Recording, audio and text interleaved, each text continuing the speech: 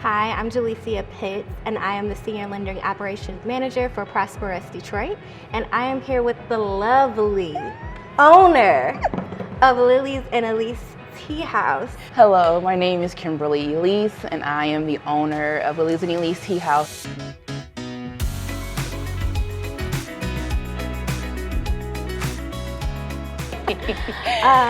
We are excited to be here today with Yes, you, thank you. to have a couple different conversations just to talk about Women's History Month and just how amazing we have beautiful Black women entrepreneurs in the city of Detroit opening up businesses that are not only breaking barriers but bringing a different culture to our little Black girls and little Black boys too, and our women who want to be in the space of having tea on the beautiful avenue of fashion on Livernois. Tell them a little bit more about your space. Well, thank you. How can I follow up back after that? So Lily's and Elise, we're a French tea house located on 7 Mile in Livernois, as she just mentioned. And I had this idea while in the south of France back in 2018. I started as an event planning and floral design company, and it was during Lent, right around this time actually, and I was fasting and praying for what was next for Lily's and Elise and just what was next for myself, and the Holy Spirit dropped it in Nice.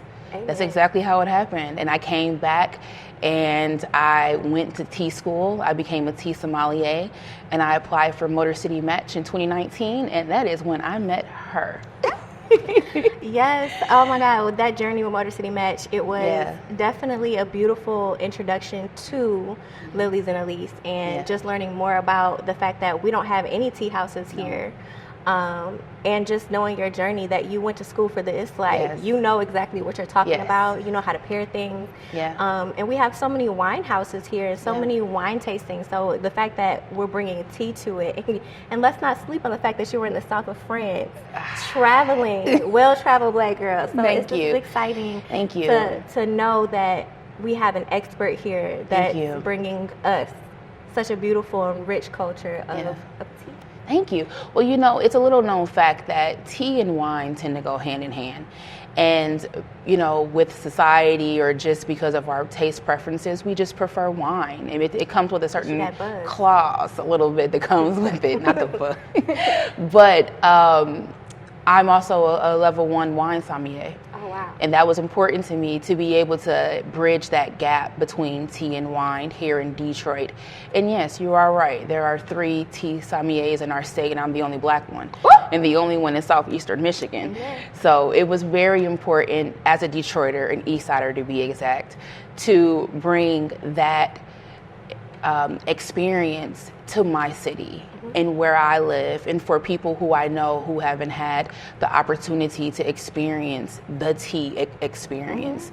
And it was really important for me to bring that here to the city, and I honestly would not have been able to do it without you guys. Oh no, that's exciting. We appreciate you bringing that, because the only level of tea I know is the little bags that you get from Lipton. So. Yes. Well, honestly, I know that because there are so many other tea options. Lipton is actually one of the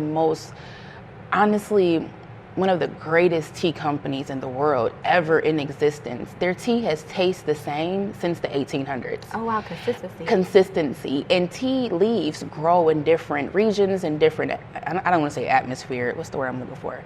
Well, it is like wine, so to speak, different soils. Different cultivars. Ooh. That's the word. That's sommelier. That's the word. That's the word.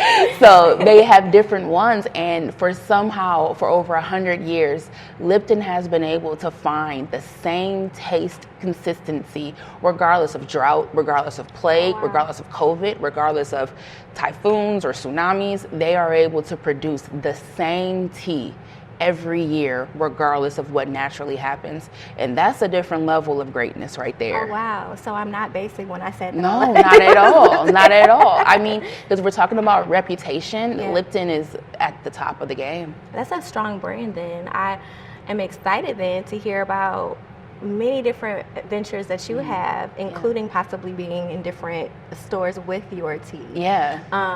So tell us a little bit about your coming into Lilies and Elise, the type of experience you'll get, and then we have some more questions that we'll jump into as well. Okay. So Lilies and Elise, we are very, very, very pretty. Yes, you are. And I say that because that is the experience that I want everyone to have when they walk through the door. I want you to feel love. I want you to feel warm, and I want you to feel peace. So my colors are very neutral, but very soft. People say it's for women, but it's not. It's for everyone, and it's specifically for date nights.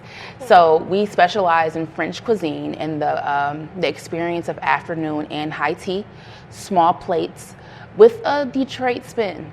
So we're not going to just be straight tea and crumpets, because that's actually British tea, but we're more so we're more so tea and croissants on liver noir. So the Midwest, baby. yeah, I'm just saying. I mean, we can't be on liver noir and not say that the liver noir.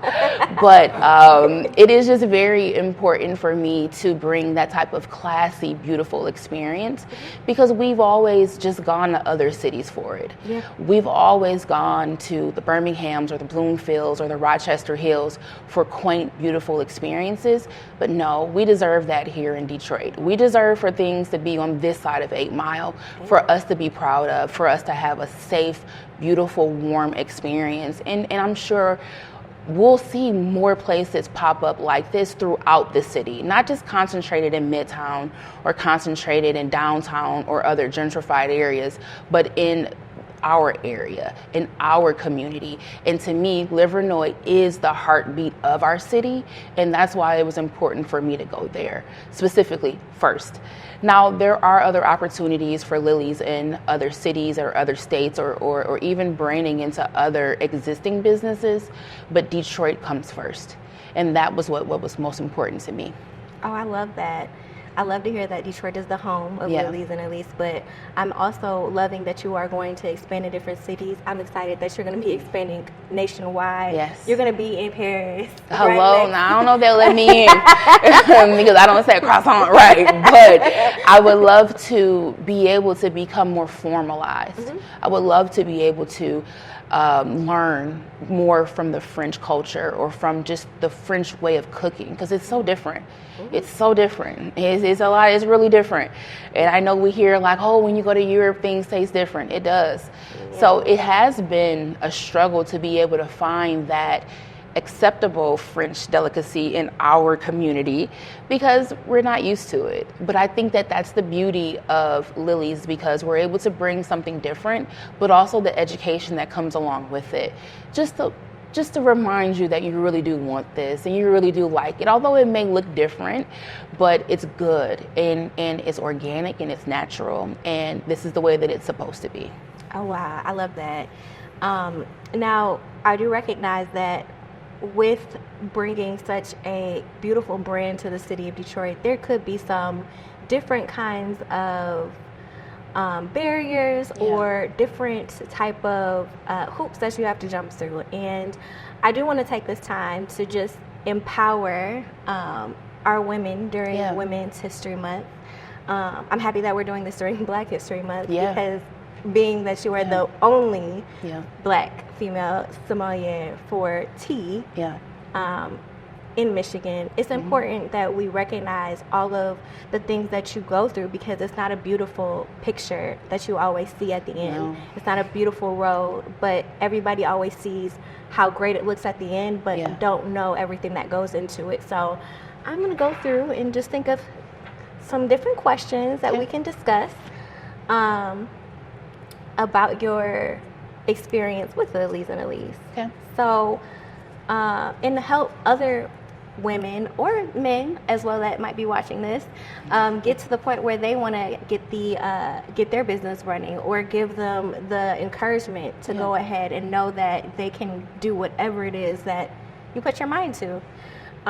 So what guidance can you give women interested in entrepreneurship? What skills, knowledge, and qualities are essential for success, and what challenges may they face, and how can they overcome them?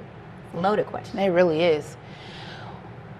Well, from my experience, Lilies was a God idea. Mm-hmm. And throughout all of the hardships, the trials and tribulations that I faced with Lilies, it was always that piece in the back of my mind that it just had to work, because I knew that I was doing exactly what I was supposed to do. I got my space on Livernois in March 2020. Actually, in a month, it'll have been 4 years that I've been trying to open Lily's and be in operation. And 2 weeks after signing my lease, COVID hit, and I was shut down. I lost financing. And after a certain point in time, I had to begin paying rent. And for a year and a half, I went just with nothing. We were not able to build. The governor had shut everything down, so I couldn't literally do anything. But I had that voice in my spirit that gave me the peace to just figure it out. So I was able at that point to surround myself with family and people who believed in the dream to help pick me up when I had lost faith. People like you or people like Jason from Invest Detroit. These were people who were there in the very beginning and were just like, well, Kim, hold on. We don't know when financing is going to happen again, but one day the world will open back up and you're first on our list. I probably wasn't first. I know you guys will never admit that, but the point of it was that faith that it was going to work out. Now we know faith without works is dead. And I've been hustling. I've been working my butt off behind the scenes, but while also being true to the original design of what Lily's was supposed to be. So if a person had to ask me, how would you get through the trials and tribulation? I would just encourage them to remain steadfast on what the vision was. I would encourage them to surround themselves with people who believe in it, who's going to speak life into it, who's going to speak life into you, because there will be a point at where you will be tired. There will be a point at where you will want to just throw in the towel. But after so long, that's not possible. After so long, throwing in the towel means losing your home. Or throwing in the towel means, you being in debt for the rest of your life. So it's important to make sure that your plan is bulletproof. It's important to make sure that the people who are surrounding you are bulletproof. And that's only because once you get so far on the journey, there is no turning back. I don't have a plan B. I never had a plan B. So for me, this had to work. So for the past 4 years, we're paying rent, we're taking on more debt, we're applying for grants, we're showing up, we're making sure that our story is being heard. And for me, that is how it worked. I will say that you touched on it earlier, but I was blessed to meet you during Motor City Match, and I have been able to, with my changing, been seeing exactly how strong you've been through this whole situation, not just like physically, but mentally. Every time I speak to you, no matter what is going on, you always have a positive mindset that, okay, this is just a barrier, but God has me. God got me. And literally, I'm doing what he's telling me to do, so there's no failure here. Yeah. And I just want you to know how people see that. And that is encouraging. Because, like you said, some people would just throw in the towel and just, they are bitter for the rest of their life because they're not going and following their dreams. And then on top of it, they're in debt for paying for that. So it's just like, you might as well just keep going. Well, you know what? I think the thing with me, that wasn't an option because it wasn't just me. It was my family as well. From the very beginning, my mother, my grandparents, everyone, they were all in. And at times where money did run out, they stepped up. So it wasn't really an option. And I know a lot of times people say, oh, failure is not an option. No, we're talking about losing houses. We're talking about generational wealth. We're talking about, it wasn't just me that would have taken the L. It would have been people who I love the most also taking the loss. And really and truly, that's the only way that we can ever move forward. There's not enough self-motivation or self-building that can take place for a person to persevere through the hardest time of their life. And I just really stand 10 toes when I say that having that community around you, so that when you fall off or where you are becoming weak, they're like, no, well, what did God say? Amen. Because that's not what you said he said. So what I'm trying to understand is what's going on. Why is the foot off the gas? Yeah. We're not breaking. We can't stop. What you doing? Who said that? Exactly. So I think for me, having that community, or And it didn't just come from family. It came from the people who I did business with. It came with ProsperUs. It came with other financiers. It came with people whom I built relationships with who took interest in what I was doing because there was nothing like it. I don't have a competitor. I mean, even if I did, but I don't have a competitor. But I'm bringing something totally different. There is no, my closest competitor for the brand that Lily's is would be Starbucks. I can't. I mean, I'm just saying. I mean, that's my reality. They don't want to be in Detroit. Exactly. And I mean, I'm just saying. But when you're coming from a financing standpoint, how do you convince a $1 billion or $1 million company to invest in me when there are no metrics? Yeah. I created the metrics. I had to compare myself to a company in Tennessee because there are no metrics for me here. And I say that because that was a part of the journey. So when I was able to, number one, the Holy Spirit convinced me, because I'm looking like, what you mean? And then convince financiers to not only financially invest in Lily's, but to personally invest in Lily's, your time, your prayers, your words of encouragement. So when it came time, like I said, when the gas did come off a little bit, people like you would be like, Kim, what's up? Oh, girl, I'm on Livernois. What's going on? And that community that exists in these type of finance and client relationships are what helped me and what pushed me. That's a blessing. That's a blessing. It takes a village for all of this because it's mentally draining. So like 100%. The fact that you have that. Con artists, contractors.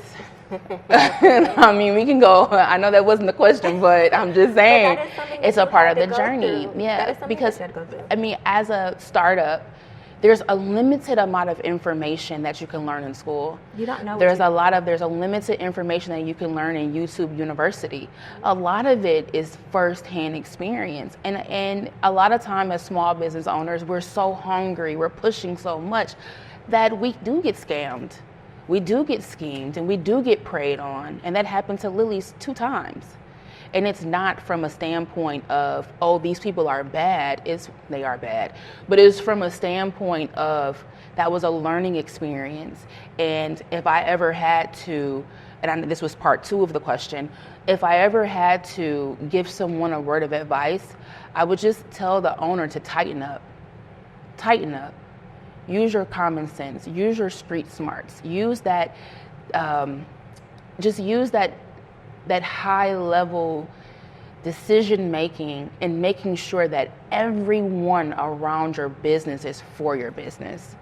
Not necessarily just here for the quick buck, but more so there to see you win and to see you succeed. Not the dollar signs, not the financing, but just making sure that your team, your contractors, the core people around you are on board with the vision, because very easily you will get sidetracked. You will take bad deals, and sometimes those bad deals will have you in a position where you just can't walk away. And that also plays a large part of making sure that you have that community around you to look and say, nah sis, mm-mm.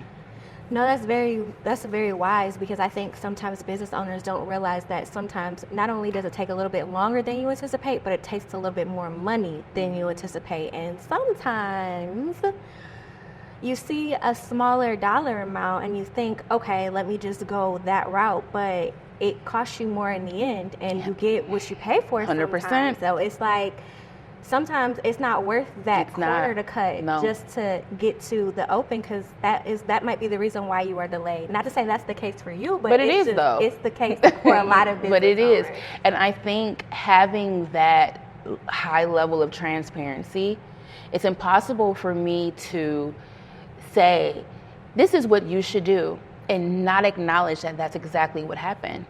And not be transparent and honest and say, during 2020, when I was going into 2021, I didn't have financing and I did the best that I could. I've dropped over $290,000 of my own money into Lily's. And a lot of that happened because I was without financing for so long. So when the dollar amount looked right, I did choose that route because it was all that I could afford to get the dream alive.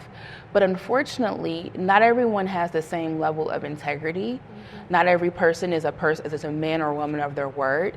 And we do have to know, especially as Detroiters and native Detroiters, that there are organizations and people who are out to prey on small businesses for their own quick fix or their own quick buck.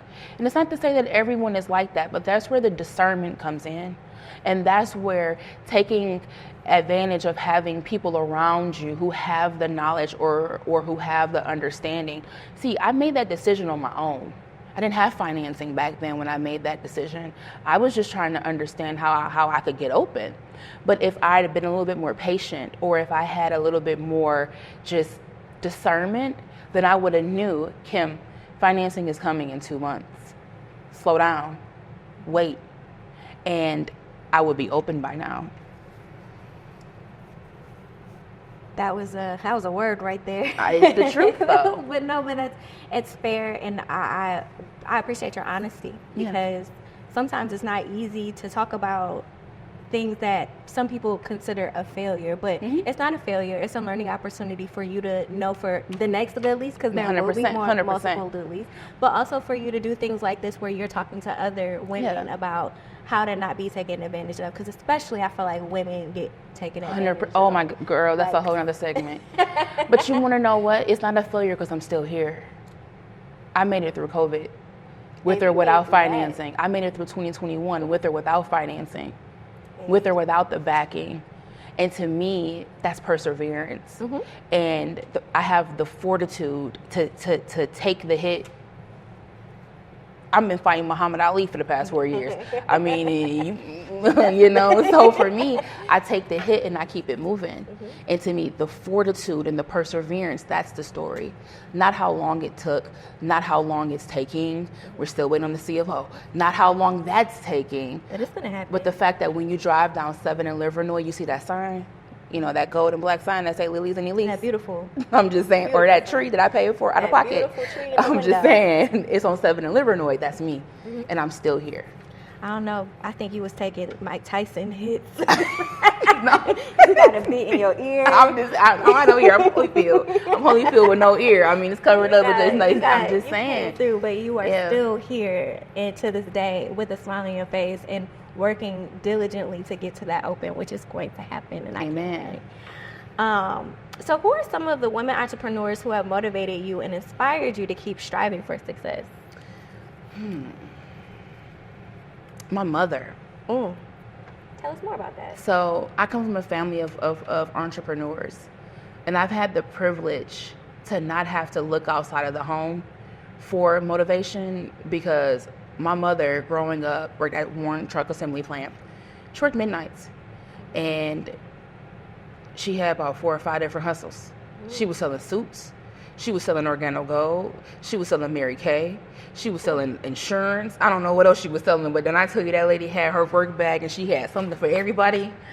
That hustle, to the point that my mother owned her own vending machine company. And she had vending machines in public schools. My mother paid for me to travel the world. She paid for private school. She paid for college. I didn't need to look anywhere else because I saw the hustle, the grit, the grind, the sleepless nights. She taught me how to business plan. She taught me how to save. She taught me how to pay bills. She taught me how to run a business. She taught me how to be a leader, how to be a manager, how to fail, how to fail forward, how to fail, fall back, and pick myself back up. And having that privilege of seeing that as a child, when I hit the roadblocks, I only had to go inward. And she wanted to be here because you know how she is. she would be here. She was like, you did right. That's why I'm being here crying right now. She was like, you didn't invite me. I said, 'cause it's a filming. I like filming. I said, I'm sorry, Mom. But I mean, I could name a lot of people, female entrepreneurs. I mean, even if we're talking about Oprah Winfrey, or if we're talking about the CEO of Coca-Cola, People here local wide, Cooking with Q, Kiana. Oh, yeah. I mean, there are a lot of people, the owner of the Peacock Room, that Rachel, there are a lot of people whom I could think of that are extremely influential women who own businesses, who push through. But if you had to ask me one person, I didn't need to leave home to see it. Amen. That's beautiful. That's I'm a single mama who did it, you know? And did it. And does it. Every day. She shows up. Every day. Because the last time I saw her, she was going to take some babies somewhere. She was proud to be there. She left work. She was proud to be there. She left. And you could just see in her eyes, and you could feel her spirit of just overjoyment and thankfulness, not only to you for just pushing through and showing her that her sacrifice was not in vain, but thanking God that she was able to provide you with that type of example. Yeah. And like, she was patting herself on the back. I know she was patting it. She took all the credit. And she should. I mean, because any opportunity that I get to say this, I always do, because I really mean it.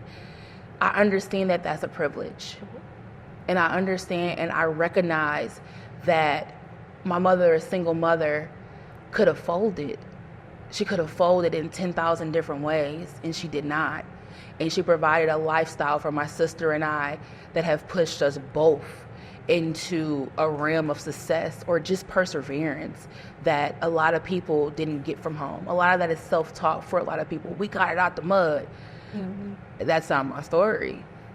And I feel that as women who have the ability to bring in life or have the ability to influence other people, that it's very important to share those stories, because just as I was influenced and just as I was giving the keys to success without having to work, or not work because it's a lot of work, but, get it out the mud, for lack of better words, that we need to be that for the next generation.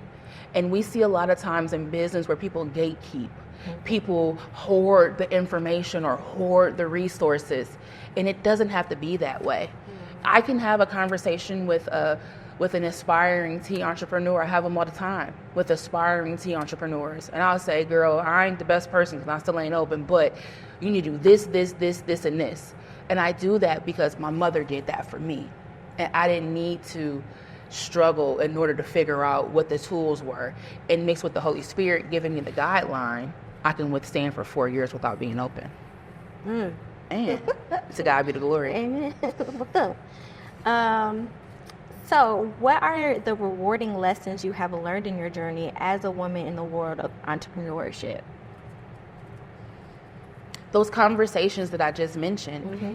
The people whom desire to open tea houses or tea rooms or any type of business, they reach out, mm-hmm. and I speak with them. I don't charge. I don't gatekeep. You want to get a grant, this is where you need to go. This is who you smile at when you meet them. You want to get some funding, don't go here, but go here. You want to learn about business plans, or you want to do a business plan, well, you know that they do technical assistance for business plans.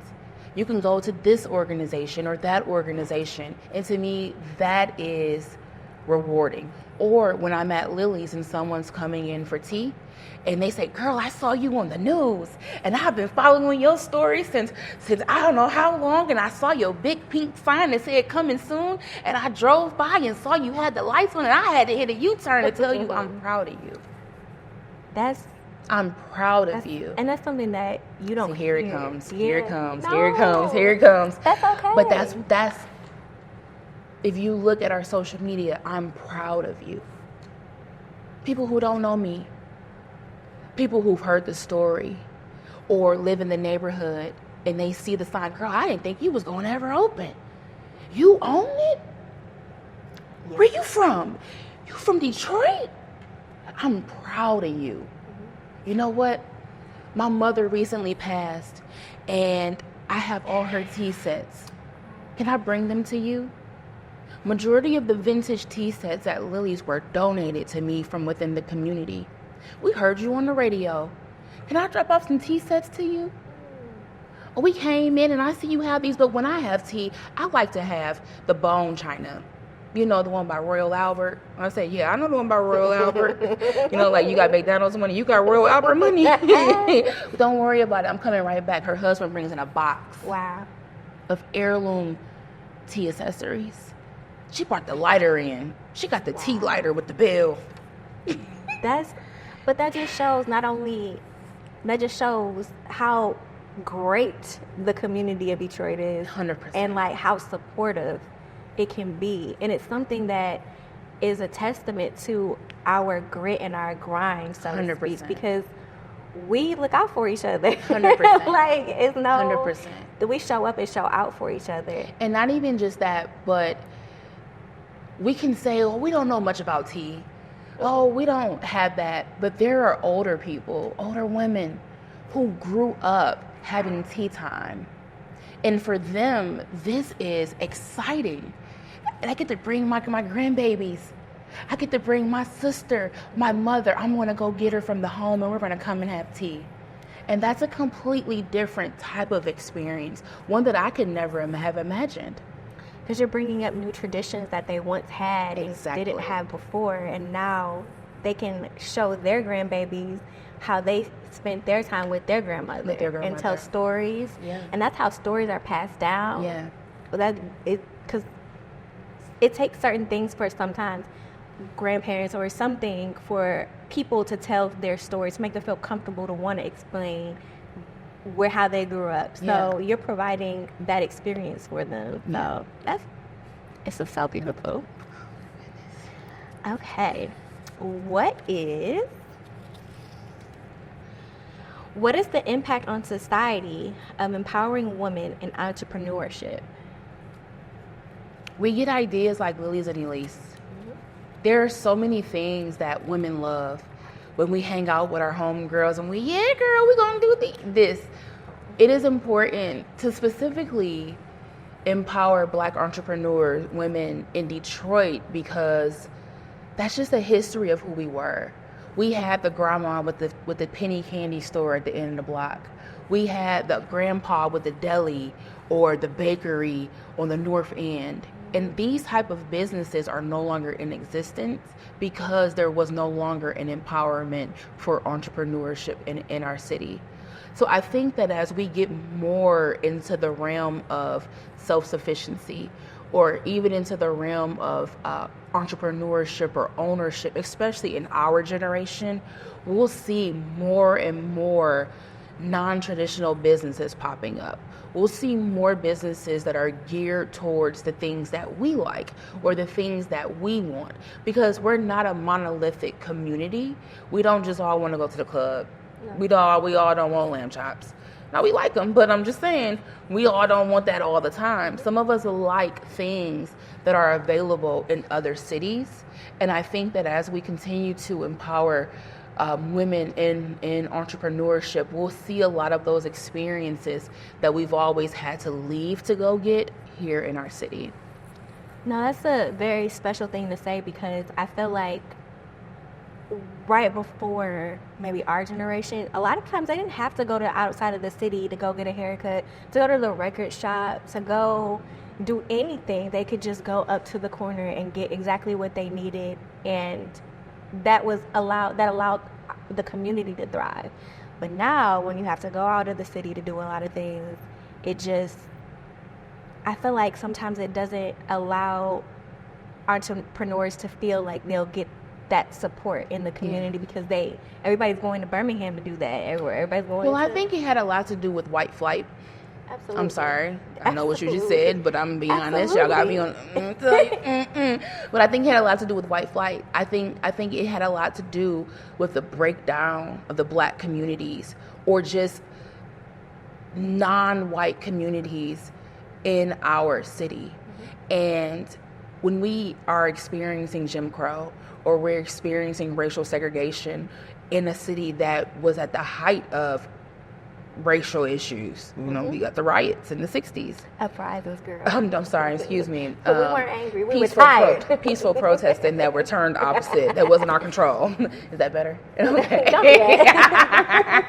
But I am saying, like, with that shift in the dynamic of our city, we saw the closures of the B. Siegel building that I'm currently occupying. It closed during the uprising. We saw the closure of Hudson's. We saw the closure of all of these, you know, Grand River. If you go up Grand River, you can see it was a thriving business district. Up until recently, Livernois, a thriving business district. Or if you go further west on Grand River, on Southfield, a thriving business district. We can see on the east side in East English Village or West Village, these places, Alter Road in Jefferson, Chalmers in Jefferson, these places that were encrusted and enthrusted, whatever the words are, with black businesses, they were closed during the white flight. And then we then shifted us into leaving. So our doctors, our engineers, our entrepreneurs left too. And that left those of us who were here without anything. So our only option was to go to the burbs. It was to go to the Birmingham, the Bloomfields, the better school systems. We have better business opportunities. Our malls are gone. You know, our shopping is gone. So now that, and I that wasn't my mom's generation. That was the one before her. My mom grew up going to Royal Oak or Ferndale to have that nice experience. And I think with us now, we want it here. We don't want to leave. No. We don't want to go anywhere else. We have the empowerment, and I think that's the biggest difference between then and now, is that we have companies like ProsperUs or other CDIFs that makes it accessible for people like me who didn't have generational wealth, for people like me who did not have that one track to, here's this business, enjoy this business, and your children will also enjoy it. You guys make it accessible for us with, you know, not with a lot of collateral or less than perfect credit to be able to come and get financing. And not just financing, but the technical assistance. And not just that, but the guidance and the one-on-one relationships to be successful. I think that's the biggest difference. And I think that that's what's going to be important for us moving forward with empowering women entrepreneurs. That was, I agree with everything you just said. No, it's very important that that the tools are provided so that the greatness can shine. Yeah. Because sometimes we just need just give me an opportunity. And sometimes we didn't always have that. And that's what you guys do. So you can give me what I tell y'all, I just need to just give me a shot. That's it. Amazing that's it. With that shot. Like, I feel like a lot of bigger banks shy away from it because they think it's the things that might come from it. But let me tell you, I don't have no problems with nobody that is on our portfolio. Everybody wants to do well. They want to pay the loan back. They want to be successful. They want to thrive because they want to get the additional capital so that they can grow. All they need is our opportunity so that they can get the opportunity, unfortunately, from the larger banks that's going to give them the millions that they need to be more international. But you know what the thing is? It's like the bigger banks make us go through you guys first. They make us like a hazing. You know. Now, sorry. So they have. You have to go through a CDIF first. You have to go through that almost the initiation process just to go along, because then you're worthy of it. Then you can be trusted with our funds. And I feel like, even for the bigger banks that reach out to me now, I don't even respond because I'm not ready for you. Or are you really not ready for me? I don't know which one it is. But according to what their rules and regulations are, they didn't even consider Lily's worthy enough. But now that I've gone through the process with you guys and the other banks, now they're like, okay, we want your business. I gotta wait. You gotta wait now. But I don't want yours. That's another conversation. That's a whole other segment. Well, I shouldn't have said that, but all money, you want to come in, but it's just the principle. Of the principle situation. Just give me a shot. Because I wasn't worthy. I wasn't worthy. You didn't even open the email, Or I go in and you ask me, what is my capital? What is my collateral? And you end the conversation within 5 minutes. You didn't even look at the business plan. Or deny the application before you even have the conversation. How about deny the submission form? You can't even get submitted, man. You can't even submit. You can't even submit. You can't even see my name. This is not a good fit. Like, I'm serious. This is not a good fit. We recommend you look for more local banking opportunities. But then next in the letters in the mail, congratulations. You've been pre-approved. And it's just like, well, I should have been pre-approved when I originally came to you. Exactly. But they bail out large corporations. That's a whole nother conversation for another time. I'm sorry. Because why we still got student loans. But anyways, in the realm of business and entrepreneurship, what is the significance of women supporting and inspiring each other? That's a really good question. You inspired me, girl. And you inspired me, though. Stop playing. Don't do that. I was there. Okay, in front of the people. I believe that it's incredibly important for women to support each other in entrepreneurship, because in a lot of ways, we're all that we have. A lot of ways, when you go before a bank, you're before a board of all men. You may be before a board of all privileged men. And sometimes you just need that woman to just speak up for you. You just need that woman to say, no, you guys are missing it. It's just a tea house, but it's more than a tea house. It's an experience. And sometimes that one woman, her, can be in that room on your behalf and explain what that experience. I'm about to cry again. Jesus. I appreciate it. But to explain what that experience means to other women, because all they see are dollars and cents.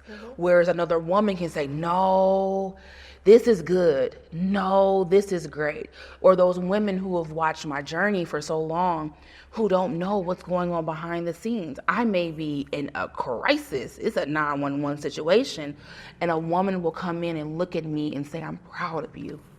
That little word will invigorate and not only influence me, but influence my team.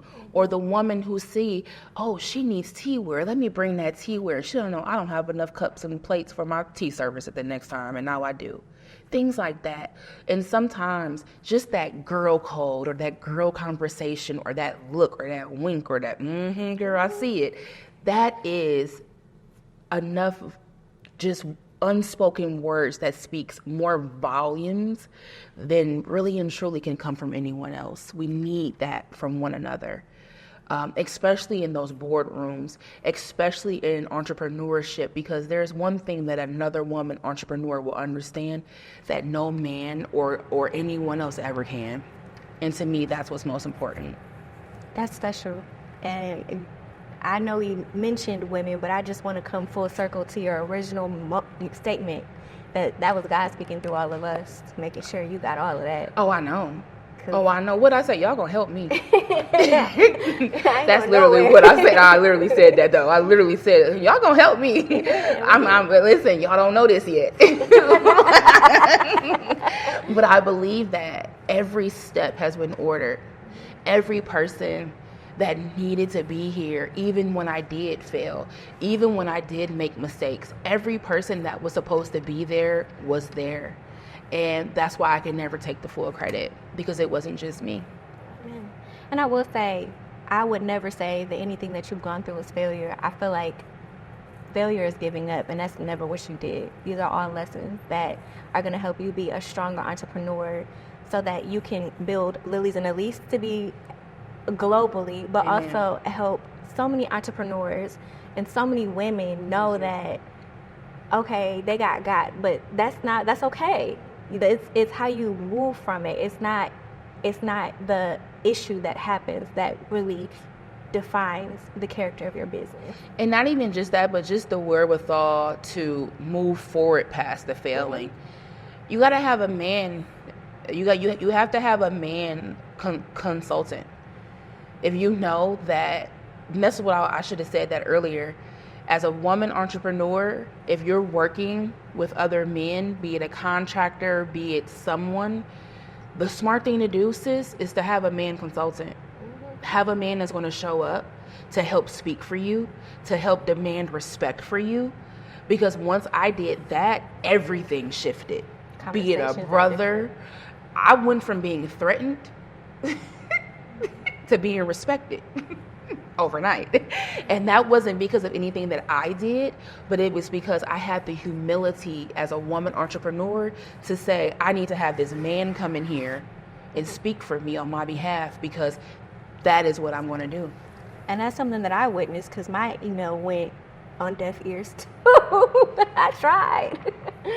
But when a man responds, yeah. It's another conversation. It is. Con artist contractors. They would threaten you and harass you and threaten to make sure that you never get open. But if you have that one person that can speak on your behalf, everything will shift. Mm-hmm. And the shift has shifted. The tables have turned, my love. Expeditiously. I'm very happy for you. Thank you. And I'm very thankful that you took the time out of your busy day with Lilies and Elise to come speak with us at ProsperUs and celebrate you. Oh my goodness. Because you deserve it. You are worthy, you. and you are going to soar. Thank and you. I'm just thankful just to be a part of your journey. Well, you've been here since day one? Girl. Literally, though. I appreciate that. We traveled through one to the next, and now we're here. And we're going to keep traveling together. I told you can't go nowhere. I'm never. You can't. I'm just waiting for the next steps. Like, what are we doing next? Well, they said we had to be done, so. Oh, man. I told y'all. I asked y'all. I said, we talk a lot, like, my friend. you know, in real life. So, yeah. And I ride for my friend. And let me tell you, I love you. Thank you. I love you. And Thank you. I'm serious. Thank you for coming today, because I really hope that this segment brings more light to Lilies and Elise, but also conversations for what you've been through during this, because if this can help another woman, and that's how I feel, it just has to help one woman, and hers will, whatever she goes through, she's gonna spread those seeds. Yeah. And to me, it's not even just that, but asking for help. I wanted to push that probably a lot more than I did, but I asked you guys for help. And you weren't afraid. Y'all on a 200 email thread with me right now. And I read them all. Asking for help. Because I'm not prideful. There is no pride. There is no ego. And that is because I know that I'm doing what I'm supposed to do. And as long as that's it, who gonna help me? One of y'all. Some of y'all. Or even a combination. Yeah, a conglomerate. All of y'all should be invested enough to help. And I feel like as women entrepreneurs, and I should have said this earlier, we have that pride and we have that grit and that grime, and maybe it's just being a Detroiter that we have that, but this is not the place for that. It is the place to know your strengths, know your weaknesses, have the emotional intelligence to know when you need to get help, when you need to outsource, when you need to have a male consultant. Because either way it go, you paying everybody anyway. Amen. Value yourself to know that it takes a team. It does. And value yourself to know that your pride can be your worst enemy. And especially in entrepreneurship. I know people whom I've spoken to that the thought of technical assistance was a slap in the face. But you don't know what you don't know. And even if you can't learn something from everything, there's something that you can learn. Even if you feel that these people don't have your back, or you feel like you're wasting your time, there's something, even if it's just one thing that you can learn that could take your business to the next level. And it's not even just business, that's in life. Always being a student. If you're having a problem, get help. If you need to speak to someone, get help. On the back of that insurance card, if you don't got no insurance, you can Google it, and they got DWN right down the street.